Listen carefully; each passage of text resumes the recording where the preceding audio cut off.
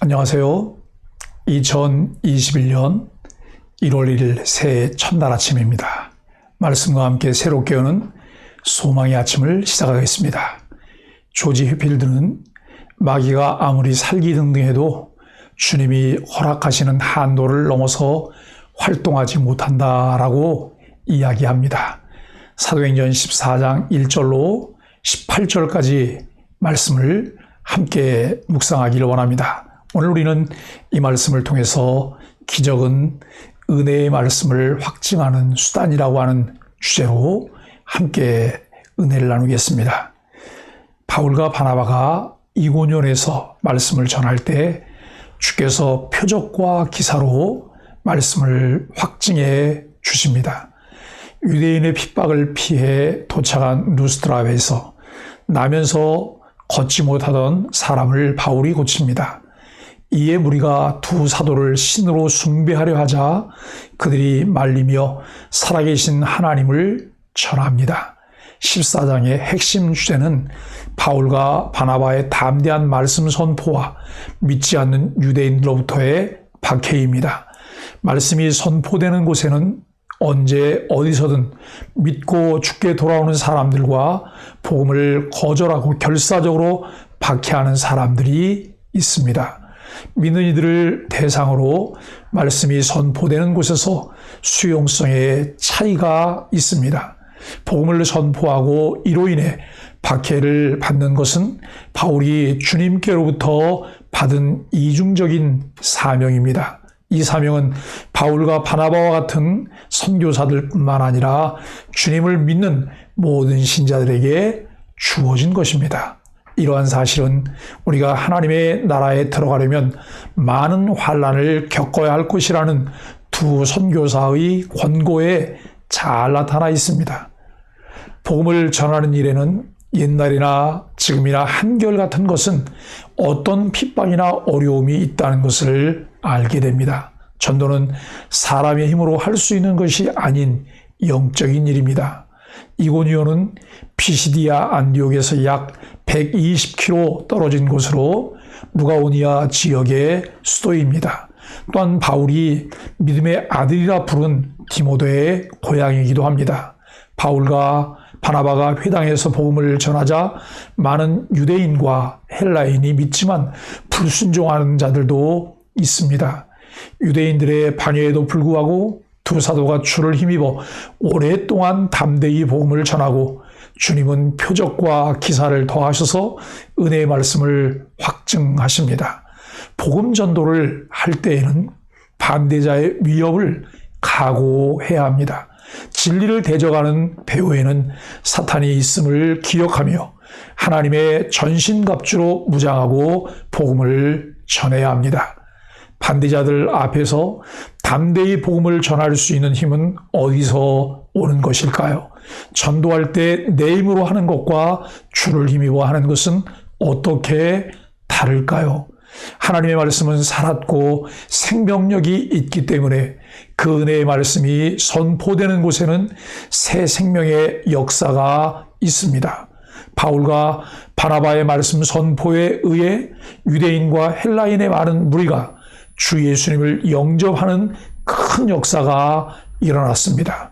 이때 믿지 않는 유대인들은 이방인들을 선동해 예수님을 믿는 형제들에게 악감을 품게 하였습니다.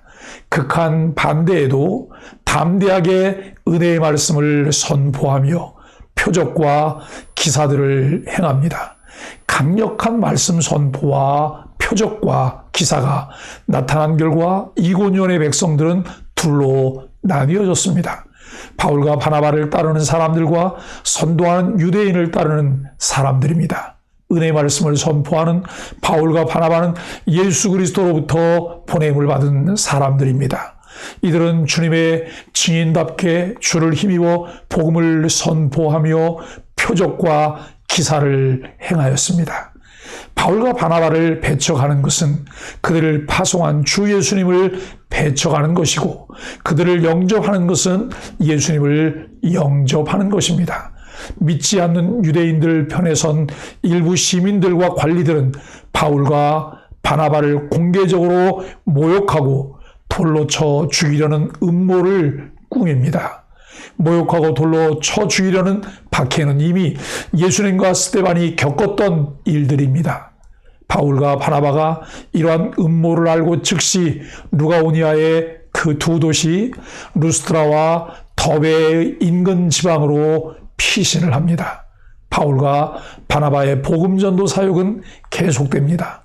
어떤 도시가 복음을 받아들이지 않고 핍박하면 다른 곳으로 피하라는 주님의 말씀을 따를 때 더 많은 지역에서 복음이 전파되는 결과를 얻게 됩니다. 복음을 들었다면 믿음과 순종으로 반응해야 합니다. 그럴 때 치유의 주인공이 됩니다. 태어나면서부터 걷지 못하던 사람의 마음에 복음이 뿌려지자 구원받을 만한 믿음이 싹 틉니다. 그가 바울의 선포 즉시 걷는 놀라운 기적이 발생하자 루스트라 사람들은 바울과 바나바를 각각 헤르메스와 제우스라 하며 숭배하려 합니다. 하나님의 영광을 가로챘던 헤롯과 달리 바울과 바나바는 옷을 찢으며 자신들이 평범한 인간임을 밝힙니다. 못 걷던 자를 일으키고 죽은 자를 살리는 기적을 행해도 전도자는 하나님의 능력의 통로일 뿐입니다. 바울은 그들이 섬기고 예배할 창조주 하나님, 살아계신 하나님을 전합니다. 하나님은 멀리 계시지 않습니다. 자연 만물과 일상 속에서도 창조주의 경이로움을 느끼고 예배할 수 있습니다. 기적을 보고 신으로 여겨 제사하려는 무리에게 바울과 바나바는 어떤 태도를 취하나요? 하나님이 하신 일을 마치 내가 한 것처럼 굴면 어떻게 될까요? 바울과 바나바는 성경의 하나님에 대해서 전혀 알지 못하고 이방 신들을 섬기던 원주민들은 새로운 과제를 안겨주었습니다. 피시디아 안디옥에서 구약의 말씀들을 인용하며 매우 긴 메시지를 전했던 것과는 대조적으로 이곳에서는 아주 짤막한 설교를 하고 있습니다. 유대인과 경건한 이방인들에게는 구약을 많이 인용하며 예수 그리스도가 구약의 성취라는 사실을 전했습니다. 그러나 하나님을 전혀 알지 못하는 원주민들에게는 하나님의 일반 계시들을 사용하여 간략하게 설교합니다. 그 간략한 설교를 경청하는 사람 중에는 걷지 못하는 한 사람이 있었는데 바울은 이 사람에게서 치유받을 만한 믿음이 있음을 봅니다. 그를 향해 네 발로 바로 일어서라고 큰 소리로 외쳤습니다. 그 즉시 그가 일어났습니다. 원주민들은 한 번도 본 적이 없는 놀라운 사실을 목격하고 목소리를 높여 신들이 사람의 형상을 입고 우리 가운데 내려오셨다고 외쳤습니다. 그들이 알고 있는 두 신의 이름으로 바나바는 제우스로 연설자인 바울은 헤르메스라고 불렀습니다. 그들에게 제우스는 신과 인간의 아버지요 허메는 제우스의 아들이자 동시에 신들의 사자였습니다. 성문 밖에 있는 제우스 신당의 제사장들은 급히 황소와 화환들을 가지고 와서 무리와 함께 바울과 바나바에게 제사하려고 합니다. 이들의 이상한 행동에 바울과 바나바는 옷을 찢습니다. 무리 가운데 뛰어들어가면서 외쳤습니다. 두 가지 목적이 있는 외침입니다. 첫째는 그들이 알지 못하여 행하는 바울과 바나바를 신격하며 제사드리라는 것을 막는 것이고, 둘째는 누스트라 원주민이 돌이켜 살아계신 하나님을 믿는 데 있습니다. 우리는 여러분들과 같은 성정을 가진 사람이라고 말합니다. 이런 헛된 일을 버리라는 것이라고 말합니다.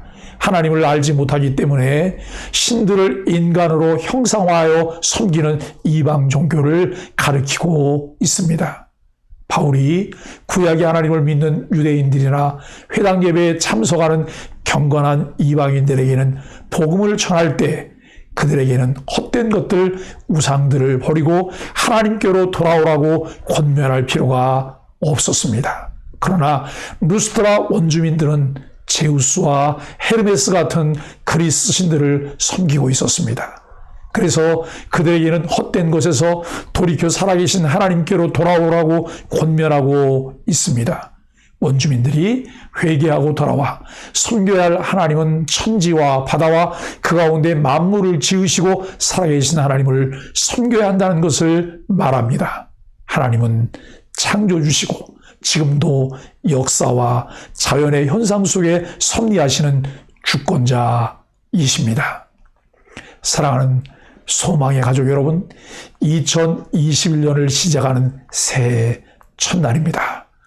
우리의 신앙을 점검하며 새로운 마음가짐으로 한 해를 시작합시다. 하나님 외에 다른 것을 섬기며 다른 것에 소망을 두고 있다면 마음을 돌이켜 여호와 하나님만 섬기며 그분에게만 소망을 두며 살아갑시다.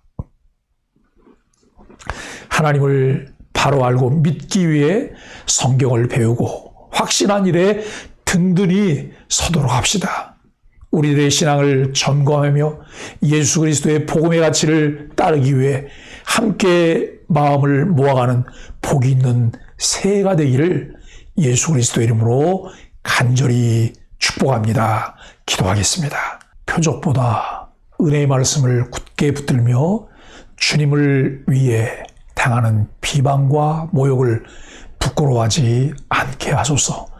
사람들에게 주목해 하나님의 능력을 간과하는 어리석은 자가 되지 않고 저 자신이 사람들에게 주목받을 때 하나님의 영광을 가로채는 교만한 자가 되지 않게 하소서.